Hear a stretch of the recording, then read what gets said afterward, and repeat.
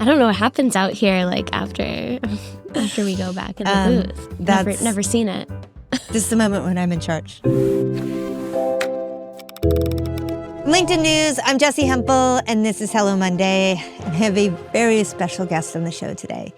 You know her. At least if you come to office hours or you listen to the credits, you've heard of her. It's our very own producer, Rachel Karp. Okay, let me just tell you about Rachel. She is so incredibly creative. And when she first came to us, she was working on a project. I would call it a side project or a passion project if it didn't overtake not just her attention, but our attention as well. That's how cool it was. See, Rachel's the co-creator of the podcast Cruising, which is, in fact, a podcast all about lesbian bars. And now she has a new book out. It's called The Lesbian Bar Chronicles, the living history and hopeful future of America's Dyke dives and Sapphic spaces. Now listen, folks, I cannot tell you how important bars are to queer culture. And I say that both as a child who has a gay father and came of age in the 90s, and as a young person who had to find my own way out of the closet and find my own community and culture. Gay bars are where it's at. And in fact, in this moment, when it sometimes seems like things are a little weird and wacky in the greater world, and honestly, occasionally I feel afraid for my family, for my community, well, the gay bar emerges as one of the places where I can feel supported. So that's why I wanted to really bring Rachel right into the studio and have her talk about the book with me. I really hope you love it half as much as the rest of us do. Here's Rachel. Rachel, it's so great to have you on this side of the cameras. Thank you. And you have written a book, and I have gotten to be a part of your life while you have written this book. And as your book was coming to life, all I could think about was, gosh, everything that I'm learning about lesbian bars is actually something I'm learning about what we need right now from space, from in real life space. Why lesbian bars, Rachel? So the brief kind of backstory of the book is that it evolved out of this independent documentary podcast that I co-created with my close friend Sarah and also my now wife, Jen. We had been wanting to collaborate on some sort of a podcast storytelling documentary project together for some time and finally landed on lesbian bars because of what they mean to each of us as individuals and because of our just like or not even blind confidence, our like informed confidence that the lesbian bar is a home for so many stories. Like just based on our own experiences in these spaces in New York, like you walk into a lesbian bar, these spaces are usually intergenerational. They're usually like really closely intertwined with queer history. And it just felt like the perfect lens through which to look at these narratives.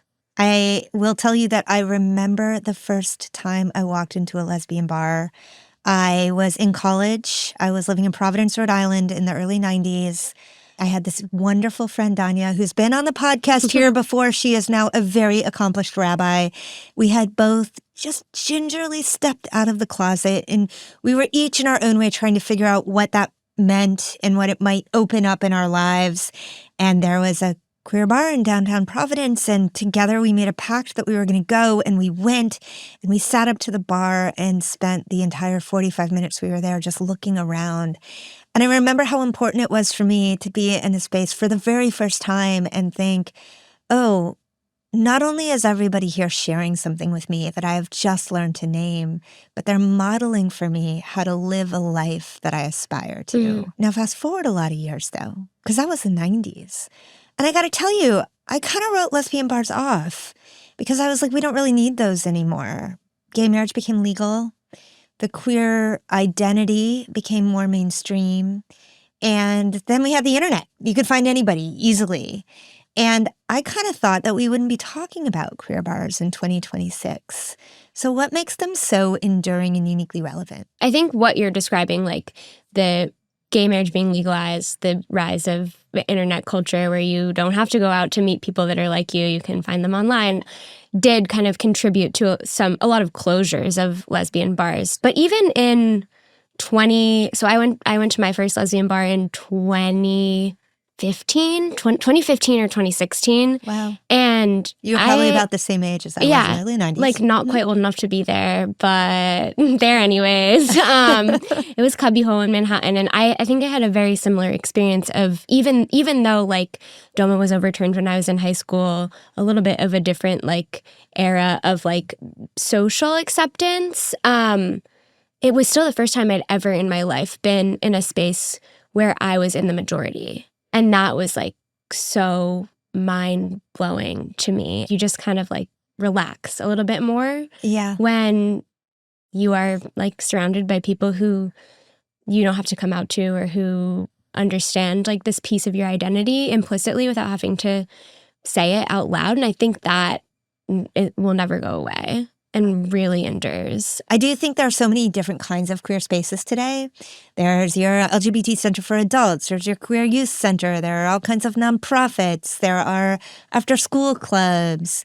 But there's still something unique and uniquely enduring to a bar, in a bar culture. And it's not the beer. In fact, a lot of folks who spend their time there are sober, right? Yeah. That actually was one of my favorite parts of your book. The elevation of the fact that this isn't really about drinking. If you had to articulate what it's about, what is it? Yeah, I think a huge piece of it is the history and the kind of legacy of these spaces. So many people have told us, like, you know, when back in my day, when I was young, if you wanted to meet another lesbian or another queer person, you went to the bar or the softball field. Like, and in the winter, you're not going to the softball field or, you know, after dark. So the bar, like, there's just this history and this legacy of this being like the only safe gathering space for this community that I think like has really created like a set of values and an ethos that like defines the contemporary lesbian bar that goes so far beyond just like the identity of the people that go there. Yeah. That is hard to replace with something else. I wonder how they have changed as our need from them have changed. And here I go back to, like, in the open of your book, you talk about the lesbian bar in downtown Manhattan, in the Village, in the 20s. Yeah. That was truly, I mean, it wasn't a bar, it was a tea room. Yes. But it was a gathering spot. Yeah. And at that moment, the life was so far outside of anything that was anywhere close to legal that it was a big secret to even know about it. What is the through line between that bar, started in the 20s, and, say, the new bar in Washington, D.C., started about 100 years later? Yeah, I mean, the biggest difference, like you said, is like the secrecy. Like this was a very kind of like literally underground space in a basement. It was like totally word of mouth and some like kind of local artsy bohemian newspaper advertisements that kind of hinted at that this was a safe space for queer people, but didn't explicitly say it. A coded language that you would grow to recognize if you were lucky enough in that era to find your way into a world where you could begin to accept that about yourself. Yeah. So 100 years later, it's an interesting moment because we did go through this grand cultural shift, many cultural shifts. And now in 2026, a lot of the rights we took for granted are in fact under deep threat again. Is the secrecy part back in some ways? I haven't seen it. I think that certainly in like the Deep South or in more conservative areas in the country, lesbian bars are not as like flashy or outwardly signaling, like there aren't rainbow flags flying necessarily. I definitely feel like I hear people talking about it a little bit, like a big difference that we came to find between like lesbian bars of past and present is that up until like the 80s, early 90s, queer bars in general didn't have windows, or if they did, they were blacked out. And that was a total secrecy thing. And the bar owners of the 80s and 90s who opened spaces like were really adamant about wanting windows in their spaces. And like that piece, I think I've like heard people talking about like, oh, well, like, will we have to go back to a time where we have to be more secretive with our spaces and we can't have windows? And I hope that that is not the case. I don't think that we're there yet. I also just wanted to touch on one more thing that I think queer bars open us up to. You spoke about the intergenerational nature of the bar. I've always noticed that they're a place where like anybody can go. You know, so much of it is about queer culture. So much of it is also about space and where space is and how it operates. Did you learn anything from traveling to so many of these bars that might be actually helpful to think about beyond the lesbian bar scene for anybody who's really invested right now in cultivating intimate in real life communities? Yes. I think that leadership in these spaces is so key in kind of shaping what they are and who feels welcome. And at pretty much all of these bars that I've covered, like there is a leader at the helm of them, either presently or historically, who has like kind of passed the torch down, who has instilled their own values into the space and like really shaped the culture of belonging that we see in these bars today. Cubbyhole here in New York, like Tanya Saunders, who is no longer with us, and has really passed the baton to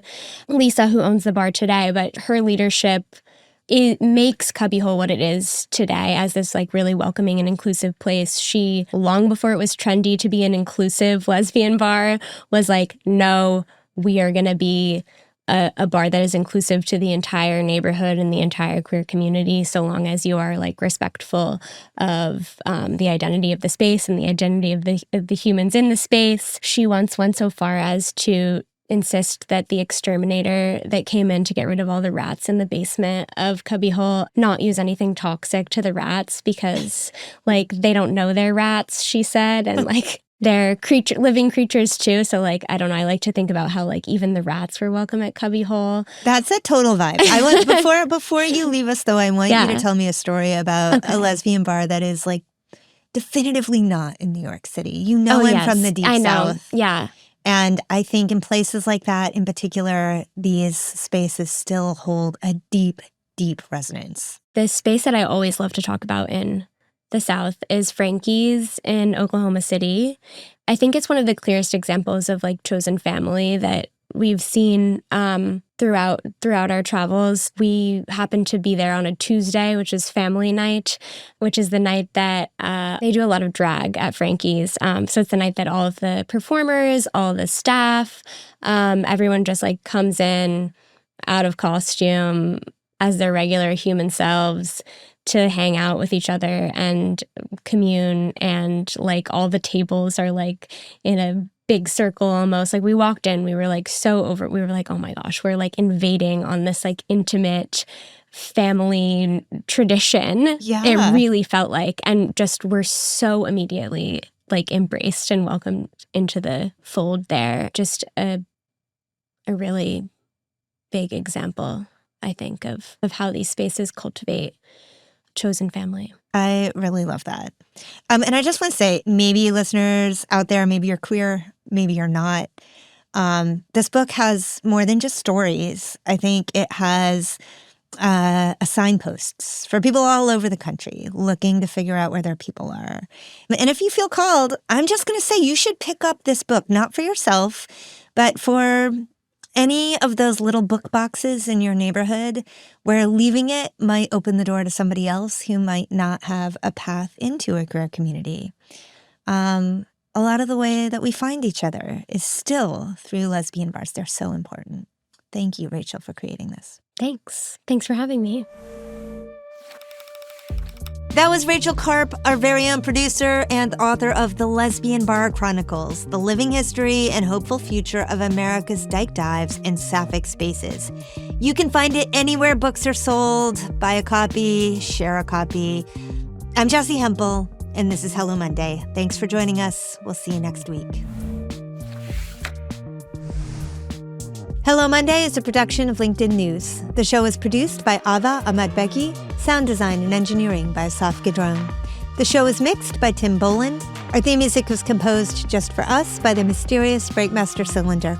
Michaela Greer is a friend of the show forever, as is Victoria Taylor.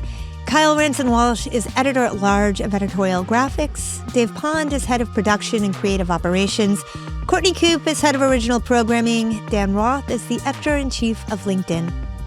I'm Jessi Hempel. This is Hello Monday. See you next week.